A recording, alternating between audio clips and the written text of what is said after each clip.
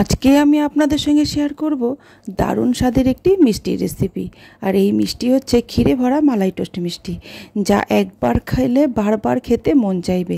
ছোট বড় সকলেরই কিন্তু ভীষণ পছন্দ হবে এই মিষ্টি।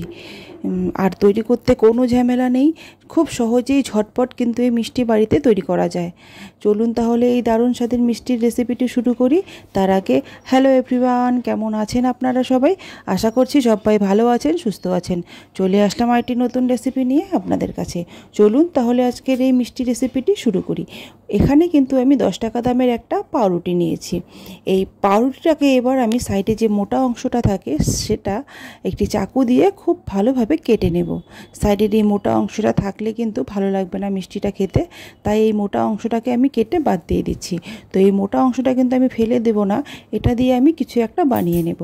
তো সব কটা কিন্তু আমি এইভাবে কেটে নিয়েছি। তারপর আবার একটি চাকু দিয়ে এই পাউরুটির মাঝখানটা দু টুকরো করে নেব, মানে মানে পুরো পাউরুটিটাকে দু টুকরো করব। তো প্রত্যেকটা পাউরুটিকে আমি দু টুকরো করে নিচ্ছি। তো হয়ে গেল, এই একটা পাউরুটি দিয়ে কিন্তু দুটো মিষ্টি হবে। তো সবগুলো আমি এইভাবে কেটে নিয়েছি। তো এবার আমি গ্যাসে কড়াই বসিয়ে দিয়েছি। এবার এই কড়াইয়ের মধ্যে তেল দিয়ে তেলটাকে খুব ভালোভাবে গরম করে নেব। তো তেল কিন্তু গরম হয়ে গেছে। এবার আমি প্রত্যেকটা পাউরুটির টুকরো এইভাবে তেলের মধ্যে ছেড়ে দেব। তো এই সময় কিন্তু গ্যাসের ফ্লেম অবশ্যই লো রাখতে হবে, হাই রাখা যাবে না। আর তারপর খুব তাড়াতাড়ি মানে ঝটপট এইটাকে উল্টে পাল্টে ভেজে নিতে হবে। খুব বেশি কিন্তু সময় লাগে না, খুব তাড়াতাড়ি এই কাজটা করতে হবে। তো লেট হয়ে গেলে কী হবে, পাউরুটিটা পুড়ে যাবে। তো সেই জন্য ঝটপট উল্টে পাল্টে ভেজে তুলে ফেলতে হবে। তো সব কটা কিন্তু আমি এইভাবেই তুলে নিয়েছি। আর খেয়াল রাখবেন অবশ্যই কিন্তু এই সময় গ্যাসের ফ্লেমটাকে লো রাখতে হবে, হাইয়ে কিন্তু একদম ভাজতে যাবেন না, তাহলে পাউরুটিগুলো পুড়ে যাবে। তো এইটাও আমি সেমভাবে ওই গ্যাসের ফ্লেম লো রেখে ভেজে নেব।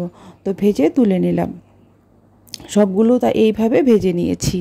এবার আর একটা কড়াই বসিয়ে দিয়েছি, আর তার মধ্যে দিয়ে দিচ্ছি হচ্ছে 2 কাপ দুধ। এই 2 কাপ দুধ দিয়ে দিলাম। তারপর দিয়ে দেব দুটো এলাচ ফাটিয়ে দিয়ে দিলাম। আর দুধটা হালকা গরম হলে এর মধ্যে দিয়ে দেব আমি ওই 2 চামচ গুঁড়ো দুধ। এই গুঁড়ো দুধটা দিলে কি হবে, দুধটা তাড়াতাড়ি ঘন হয়ে যাবে। এখানে কিন্তু আমি ক্ষীর তৈরি করব। তো ক্ষীর তৈরি করব, সেই জন্য দুধটাকে খুব ভালোভাবে জাল দিয়ে আমি একদম শুকিয়ে নেব।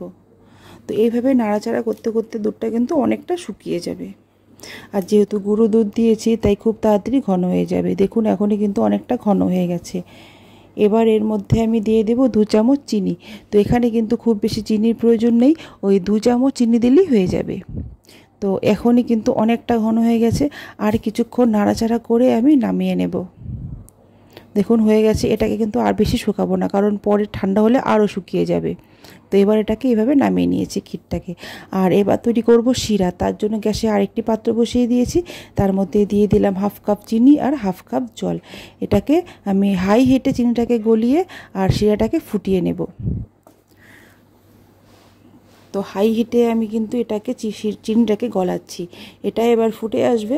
আর ফুটে আসলে তারপর আমি গ্যাসের ফ্লেমটা লো করে দেব, মানে লো করে আস্তে আস্তে শিরাটাকে আমি ঘন করব। দেখুন এখন কিন্তু আমি গ্যাসের ফ্লেম লো রেখেছি। তো এটার জন্য কিন্তু খুব বেশি পাতলা শিরা দরকার হবে না, আঠালো শিরার দরকার হবে। মানে ওই একতারের যে শিরাটা হয় ওইরকম শিরা তৈরি করতে হবে। তো শিরাটা কিন্তু এখানে মোটামুটি হয়ে গেছে। তো এবার আমি গ্যাসের ফ্লেম কিন্তু অফ করে শিরাটাকে নামিয়ে নেব। এখানে কিন্তু শিরাটা হয়ে গেছে আঠালো।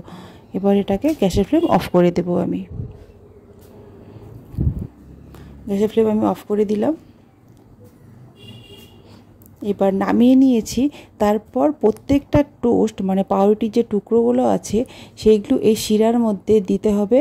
মানে দিয়ে খুব বেশিক্ষণ রাখা যাবে না, ওই দিয়ে এক পাশ দিয়ে আর একটা পাশ উল্টে দিয়ে ঝটফট তুলে নিতে হবে। খুব বেশিক্ষণ রাখলে কি হবে, টোস্টগুলো নরম হয়ে যাবে আর মুচমুচে যে ভাবটা সে ভাবটা থাকবে না। তো এইভাবে দিয়ে দুপাশ একটু কোট করে, মানে দুপাশে শিরাটা জাস্ট ভালোভাবে মিশিয়ে কোট করে আমি তুলে নিলাম। আর শিরাটাকে কিন্তু অবশ্যই ভালোভাবে ঝরিয়ে নিতে হবে, কারণ শিরাটা যদি খুব বেশি এই টোস্টের মধ্যে থেকে যায় তাহলে কিন্তু নরম হয়ে যাবে। তো এইভাবে প্রত্যেকটা প্রত্যেকটা পাউরুটির টুকরো এর মধ্যে কোট করে আমি তুলে নিলাম। এবার আমি এই পাউরুটির টুকরোগুলোর মধ্যে সেই 1 চামচ মানে যতটা ক্ষীরের প্রয়োজন অতটা ক্ষীর দিয়ে আমি পুরো পাউরুটিটা ভালোভাবে মিশিয়ে নেব। এর মধ্যে মিশিয়ে নিয়ে আর একটা পাউরুটির টুকরো এর মধ্যে দিয়ে দিলাম। হয়ে গেল একটা মিষ্টি। এইভাবে প্রত্যেকটা কিন্তু আমি করে নেব। তো খেতে জাস্ট অসাধারণ হয়েছিল, আর তৈরি করতে কোনো ঝামেলা নেই, খুব সহজেই কিন্তু এই মিষ্টি বাড়িতে তৈরি করা যায়। আর দেখতে কিন্তু দুর্দান্ত লাগছে, দেখতে যেমন দুর্দান্ত লাগছে খেতেও ঠিক দুর্দান্ত হয়েছিল। একবার কিন্তু অবশ্যই এই মিষ্টি বাড়িতে তৈরি করে দেখবেন। তো ছোট বড় সকলেরই কিন্তু ভীষণ পছন্দ হবে, এর স্বাদ মুখে লেগে থাকবে। যাকে একবার খাওয়াবেন সে বারবার আপনার কাছে খেতে চাইবে, আর এই রেসিপিটি তো অবশ্যই জানতে চাইবে। তো দেখুন দেখতে কতটা সুন্দর লাগছে, আর জাস্ট মুখে দিলেই মিলিয়ে যাবে। তো বন্ধুরা, আমার এই ভিডিওটি যদি আপনাদের ভালো লাগে তাহলে অবশ্যই লাইক করবেন, কমেন্ট করে জানাবেন। যারা নতুন এসছেন তারা অবশ্যই সাবস্ক্রাইব করবেন, আর যারা আগে থেকে সাবস্ক্রাইব করে রেখেছেন অসংখ্য ধন্যবাদ। ভালো থাকবেন, সুস্থ থাকবেন।